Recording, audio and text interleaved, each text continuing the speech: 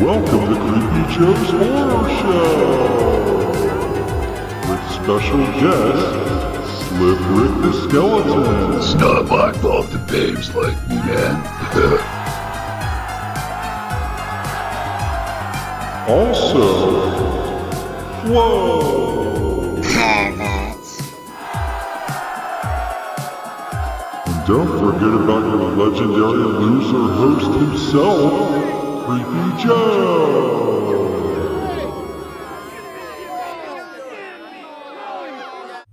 Welcome to Creepy Joe's Horror Show. Happy Halloween, pervs. Wait, it's Halloween? Yeah, it's Halloween, man.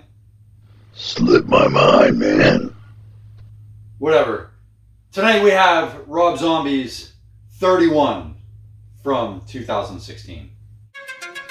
Sadistic maniacs, each with his or her own deadly expertise, torture and terrorize an unsuspecting group of friends who work at a local carnival.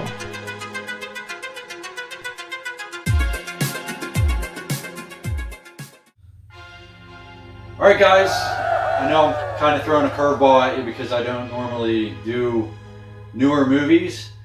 And this is extremely new for me because 2016 was yesterday. I mean, 2000 was yesterday. I mean, that's new to me for the most part. But Happy Halloween, motherfuckers!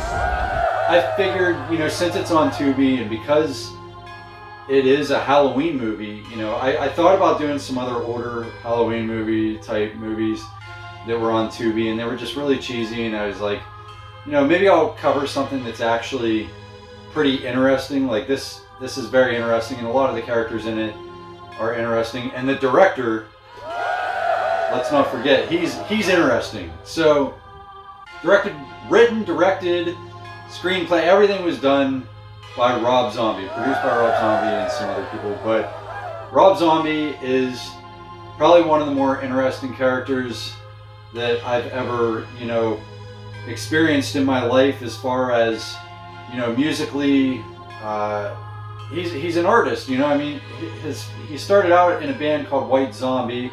Those of you who have never heard of Rob Zombie, who are coming across this video for the first time or, aren't into the horror genre or metal genre. Okay, Rob Zombie was a huge influence on my life. I even had this poster, hanging in my room, my entire childhood. White Zombie was one of the first, this CD was one of the first CDs I ever purchased. I know I was kind of late in the game because there was a couple earlier ones, but the CD changed my life. This was back in the early 90s, mid 90s when, Marilyn Manson and White Zombie, Marilyn Manson, all these kind of shock rockers. I was always into horror anyway, so it just made sense I would listen to metal bands that, horror was their main theme, and shocking people and doing outrageous things and being as creepy and weird as possible, different. And I liked that. I was always attracted to that. As you can see, I kind of look like a freak myself, but it is what it is. I'm happy, and I'm pretty sure Rob Zombie's happy in his life decisions right now. So, the cast in this movie is phenomenal. Okay, so how do I start this? So the cast, I'm gonna separate the cast into two sections because there's the people, the victims, and then there's the killers. So I'm gonna mix it up a little bit, but it's starring obviously like every movie that he does. It stars his wife Sheri Moon Zombie playing Charlie, and she's a victim. And then you have Richard Brake, who phenomenal dude. This guy, I think his character in this movie is very underrated because it's a Rob Zombie film. If you saw this from an outside point of view and you didn't know who Rob Zombie was, this is a life-changing experience seeing this guy's character. Some of the things he says and his expressions, the way he acts is, you'll remember it for the rest of your life. And then he's obviously a killer. I am here to end your miserable fucking life. He plays Doomhead, and then you have, which all the killers all have like, they're called like Doomhead, Sickhead. They're all have head at the end for some reason, and you know that's some, you know, they're just looked at as objects, just like the victims, you know, because this is all a game. But we'll get into that. So we have Jeff Daniel Phillips playing Roscoe, good guy. Malcolm McDowell playing Father Napoleon, who's just some elite Illuminatist, but we'll get to that. Meg Foster playing Venus, who's a victim. Lawrence Hilton Jacobs is Panda, which I think that Panda is probably one of my favorite characters. I really like him in this movie. He's also a victim. You have Kevin Jackson playing Levon Wally. Levon, I really like his character too, and sadly he kind of goes early on, but he's also a victim, as I just gave away. And then we have Poncho Moller. I think I'm saying that correctly, but he's a Chilean actor who's also very interesting. He plays Sickhead, who is like a Spanish Nazi little person psychopath who another very memorable character, and the way he acts and some of the stuff he says, like, we're like, yeah, I'm gonna kill her. Yeah, real good. Oh, I won. And he's just like a complete weirdo, and interesting. You know, he had a lot of interesting things about him prior to him becoming an actor. He was the first little person professional skateboarder in, you know, history, so that's pretty cool too. And then gotta keep moving on, because I could go on about these characters in this movie. They're all, you know, really notable people. Sickhead will not go gentle into this. So we have Lou Temple playing Psycho Head, who is also in some other Rob Zombie movies, and he's also in The Walking Dead, some other stuff. But then we have David Uri, who's playing Schizo Head, and they're kind of like partners, like they're brothers, and they like to kill and, I guess, do some weird sexual things to people. I am all man and I'm coming for you. Which they play over and over again. But then we also have Elizabeth Gutman playing Sex Head, and she's, you know, in a lot of other movies as well. And interestingly enough, for her, she also plays Tommy Pickles in the Little Rat, or in Rugrats from Nickelodeon. If you ever saw Rugrats growing up, she does the voice for him, which is pretty interesting. She's like a lick of my lolly.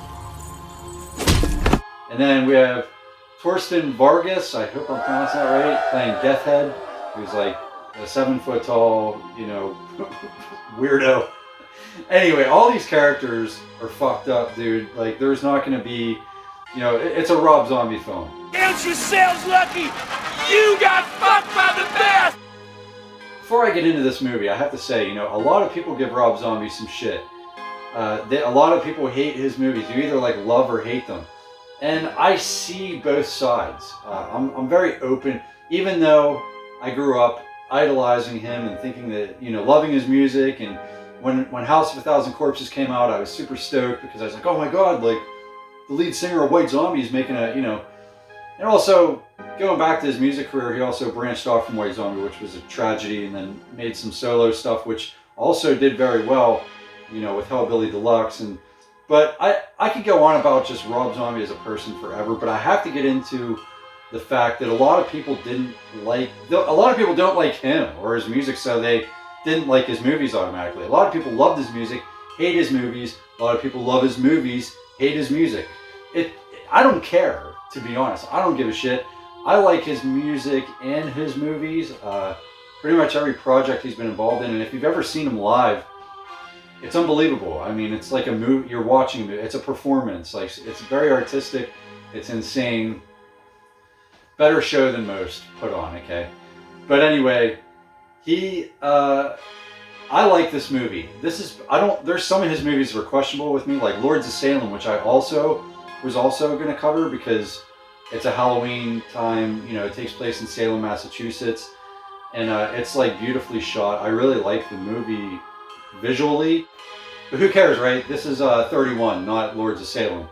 So anyway, movie starts out. There's like a group of carnival workers, and those are the victims. And, you know, the dialogue's okay. You know, the writing in this movie was probably the best, one of the best that Rob Zombie did. Like, you can kind of like, the character development is really good. Like you can get a sense for who these people are. And they're all really close. They're all good friends. They're on the road together all the time. And, you know, they come across, you know, a blockage in the road that's some scarecrows. And when they stop to check it out, they all get kidnapped. What the hell is this? And some of them get killed. I have to say, there's a lot more characters in this movie than I mentioned, because I would just be talking about characters for half this review, and a lot of them aren't really that notable, but some of them really are, and they play really small parts. But anyway, let's move on. So they get kidnapped. They wake up in, you know, some weird room, and Tonight, we are going to play. They're all just as important. Like, I wouldn't say there's a main character. As much as Rob Zombie tries to put Sherry Moon as the main focus, you know, I think that, you know, and that's another thing I'll say. I'm not really feeling her part in this either. I don't mind her in other movies, but like, she's kind of annoying in this one. And this is probably her least annoying role. If anyone's seen House of a Thousand Corpses or anything, she's really and like non-stop, nutty, annoying. And I actually don't mind it in those movies. But this one, her trying to be serious and like a badass, and I kind of wasn't buying it. Rob Zombie really tried to push that.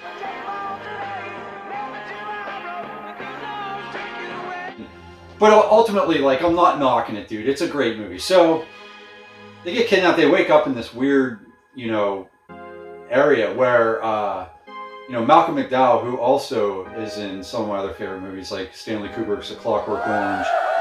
He plays in, you know, Rob Zombie's Halloween 1 and 2, as well as oh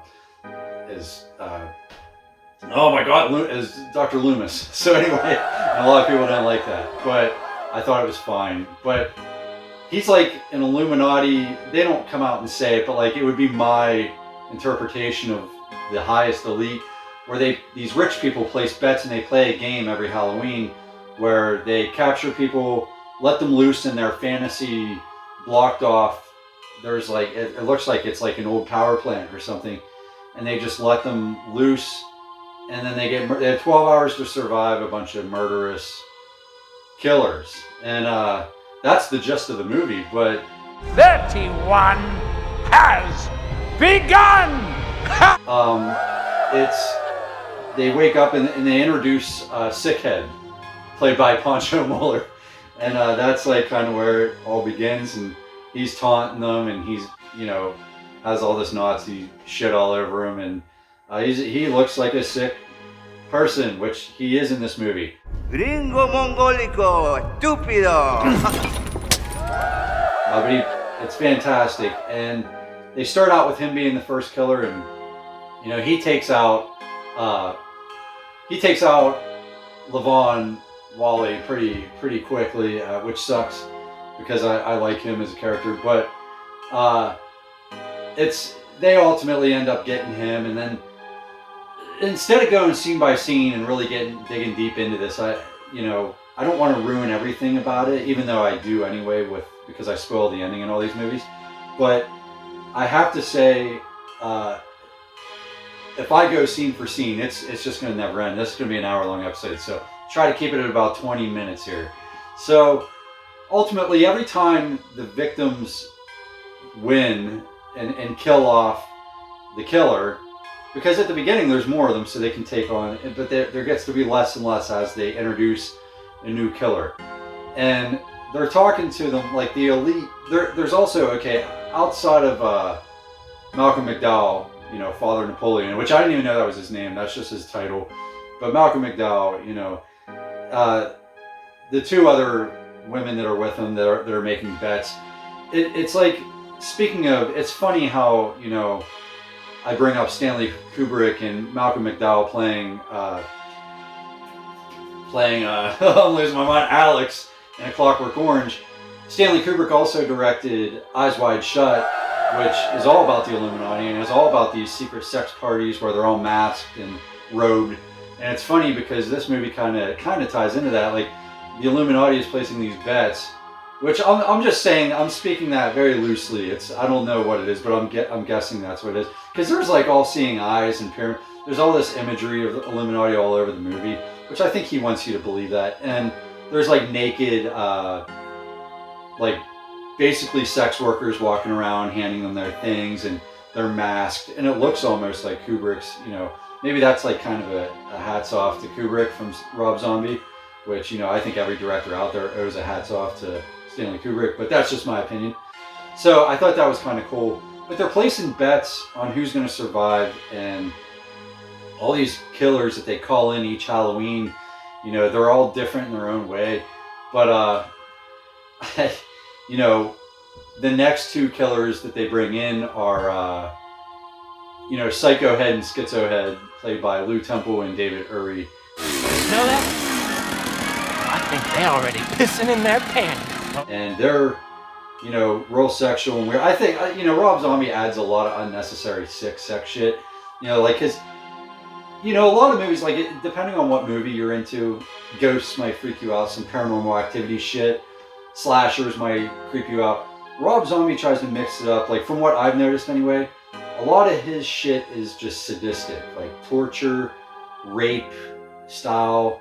I mean, one of the most unforgettable rapes was on Halloween, was in the movie Halloween, where, the janitor, who's also, I believe, played by Lou Temple. I might be wrong, but I'm going to look it up. Psycho Head. He rapes an inmate, where Michael Myers is, Anyway, I don't want to get, but it's like one of the sickest shit. Like Rob Zombie really makes you disgusted. He tries to. Not even so much in the gore, but like, just like the degrading, sexual, everything's over the top, sick. And it is what it is. Some people, I don't think anyone, unless you are an actual rapist or sick fuck, you're not really enjoying it, but like, it is like it's believable because that shit goes on. So you can kind of put yourself there, which is fucked up. But, that's what movies are for, right? Take you on a trip. And then I guess when they're over, you feel better about your own life because it's not that shitty. But Murder School? It's now in session. He keeps sending, the next two killers that come in, Sick Head and Psycho Head, they have chainsaws and they're clowns and they're brothers. And they have all these sick sex jokes and they want to fuck all the holes in these people. It's disgusting, but Oh, we're gonna fuck all your holes. They end up getting taken over as well. They team up on them, and then the next two, which Elizabeth Gutman playing Sex Head and Torsten Vargas playing Death Head, their angle is sex too. They're just like, I'm gonna fuck you. Come, I want to fuck you. And they're all sexual, and they end up losing too. Which those are like my lead. I don't really get too deep into those four killers because like they weren't, my favorite anyway. Like I'd say Sick Head at the beginning. He's probably one of the most memorable because it's just bizarre as all hell. A clown with a chainsaw really isn't. And neither is a sex worker with a bat. But the last guy that comes in, okay. So Richard Brake playing Doomhead, when they introduce him at the very, very beginning, it's the first scene of the movie, he's murdering a priest. And he's going on this long rant about how he's there, he's the messenger of death, and he's not a clown. He makes it clear he's not a fucking clown. He doesn't like clowns. I ain't no fucking clown. And he really goes out of his way to. It's a good opening for a movie. It's really fucking sick and messed up, but it's a good opening. It really captures your attention. If you watch that opening, you're going to watch the rest of the movie because you can't not watch it after watching that opening scene. So when they call him in to finish the job, the elites call him in because they're running out of options, and they've never not, seen everyone die. No one's ever survived the game of 31. And there's a couple people surviving, and they've gone through all these killers, so they call him in, and he's in the middle of like having crazy sex with some nasty girl, and they're watching Nosferatu and all. It almost looks like a White Zombie music video. I love how Rob Zombie adds that stuff in because his movies, especially like House of a Thousand Corpses and such, it looks like a music video, you know, a lot of it, which I like. You know, I'm not a hater with that. A lot of people don't like that, but I do. I think it's creative and artistic. You know, I grew up watching MTV and watching these music videos all day, every day. They kind of raised me growing up. So it kind of takes me back, and I like that. But they introduce him, and he's a sick fuck, man. Like, I can't even say what all he gets into because it's just disgusting, but that's the beauty of Tubi, because you can watch it, right? And you can see all the stuff I'm talking about in very sharp, disgusting detail. But he ends up getting called in, and he wasn't going to work this year, and he gets called in, and he puts the grease paint on, you know, like an old clown would.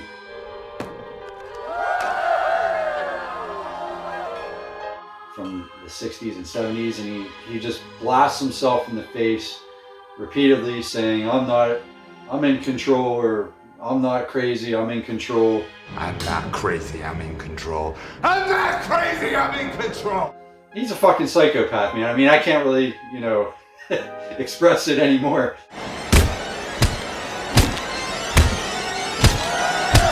So you know when he's coming, like, it's gonna get bad, which it does. He ends up killing off Roscoe, and which sucks. And Sherry Moon ends up escaping to the outside world. I guess for the last couple hours or so, they open the gates so that you can get out, but then they chase you out there too in the real world. So she gets back to this gas station. She escapes and goes through a tunnel and gets back to this gas station where they visited before they got kidnapped. And it has like a puppet show. It's all bizarre. And then Doomhead comes to give his final speech. He's standing over her, strangles her almost to death, but then lets her live a little bit longer, because he's really into torture and sadistic shit. You know, what a surprise. And she ends up surviving, and they call it on the, which I thought was crazy, because all this setup, like the gas station and everything in the beginning, it was all part of it. Because there's like a loudspeaker that's even in the gas station where the game is attached to, where, you know, Malcolm McDowell is still talking to them and saying, like, the game, time is up, put your weapons down. And so that really pisses Doomhead off, because he's never not finished the job or killed somebody. He's the best and got called in to kill them. So he gets mad, and, you know, Malcolm McDowell and the other elites are discussing, like, what do we do? You know, they have all this money bet. They're like, no one's ever finished. What are we going to do with her? And he says something like, well, I have plans in store, or something like that. So then it looks like, oh, she's walking away. She survived. And then, you know, Doomhead pulls up in his bitchin' van. They're ready to fight or whatever. And he's, you know, it ends up looking like they're about to fight. That's where it ends.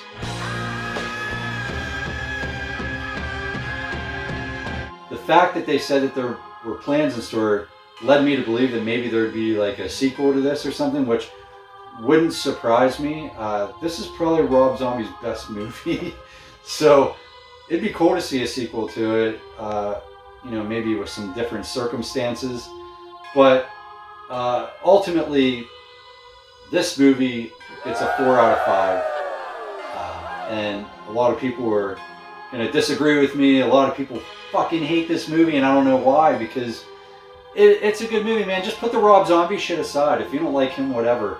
But like, and I like I said before, I get why, like, some of his movies, the writing is terrible in some of them. Like, some of them, he should just let someone else write it and just do everything else. But he wrote this one, and it wasn't bad. I mean, and you really feel for the characters. You can really put yourself in that situation, which, you know, this situation where rich people play hunting games with, you know, regular everyday people is not anything new. It's something that actually is documented to have happened.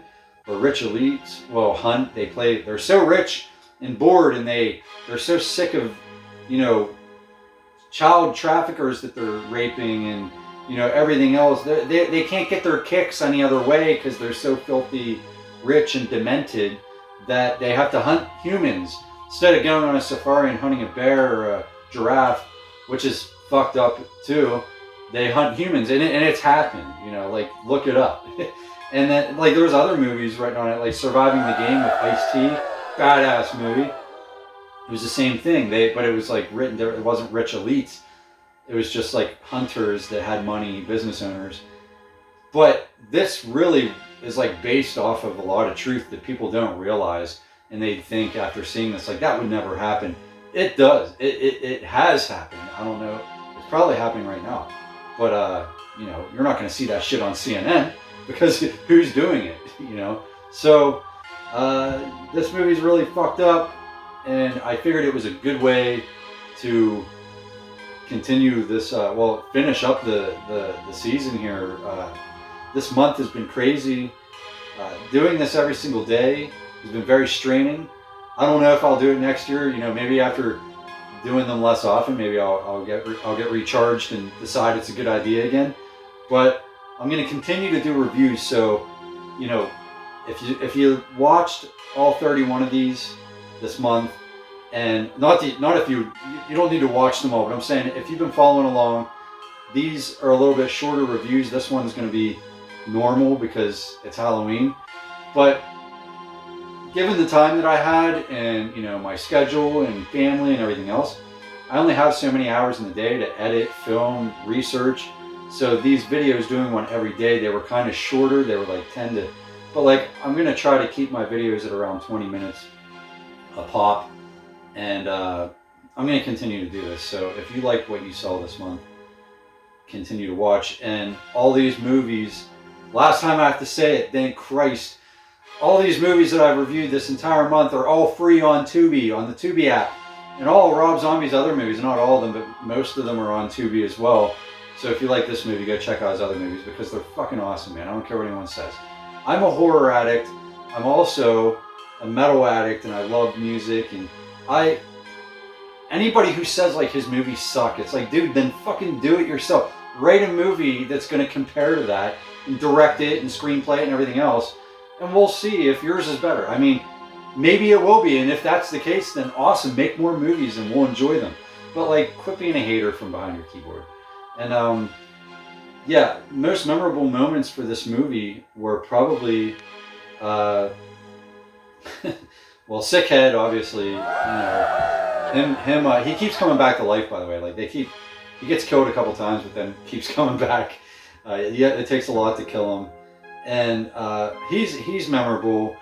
I don't know, man. I mean, obviously Doomhead, and the beginning, the first scene of this movie is probably the most memorable to me. It's so sick, and the fact that he's talking to a priest, he's about to murder a priest, and he's talking about, oh yeah, we're having fun with your wife and your daughter. 2 little clowns I know took a fancy to her. And he's begging for mercy and praying. It's just really fucking sick, man. Like even if you hate Catholics and you hate God, it still is like, man, that's like, it's a little unnecessarily fucked. Sending you straight to the fucking pearly gates with a first class ticket. But it's Rob Zombie, man, and it opens your mind a little to, you know, what human beings are capable of, because everything that's in this movie, even if you think it's over the top, humans have done so much worse. It's nothing compared to what is actually happening in the real world, and what goes on daily in this world. So it opens you up to the sick fucks that are walking among us every day. And I guess that's what breaks into my memory the most about this movie, is that this could be reality, and these people, you know, are actually playing light compared to things that, I mean, people find dismembered bodies on the side of the highways every day. You know what I mean? Like, this isn't anything new. It's fucked up, but it's reality. And even though this is supposed to be a break from reality, you know, 31 is it's definitely a memorable movie, and I suggest everybody checks it out. It's free on Tubi. Happy Halloween, everybody. If you stuck with me this whole month, dude, I can't thank you enough. It's been really straining. I'm doing this for free. I'm not getting anything out of this. You know, all this time spent, all this work. You know, I hope that 1 or 2 of you are at least enjoying it. and checking some of these movies out, because I'm only doing this to share the wealth, man. Like, I enjoyed these movies. They bring, a lot of them are just stupid and cheesy, and they bring a smile to my face. And sometimes we need that escape from this crazy world that we're living in these dark times. Sometimes when you watch darker times on movies, it makes our reality not seem as bad. So, thanks for checking it out. I really appreciate you. Happy Halloween! You already said it, dude. Shut up, perv. Don't argue over it. It's stupid. What, man? Happy Halloween. Alright, Bitches. Alright, stay creepy! I should apologize in advance for not sharpening this thing.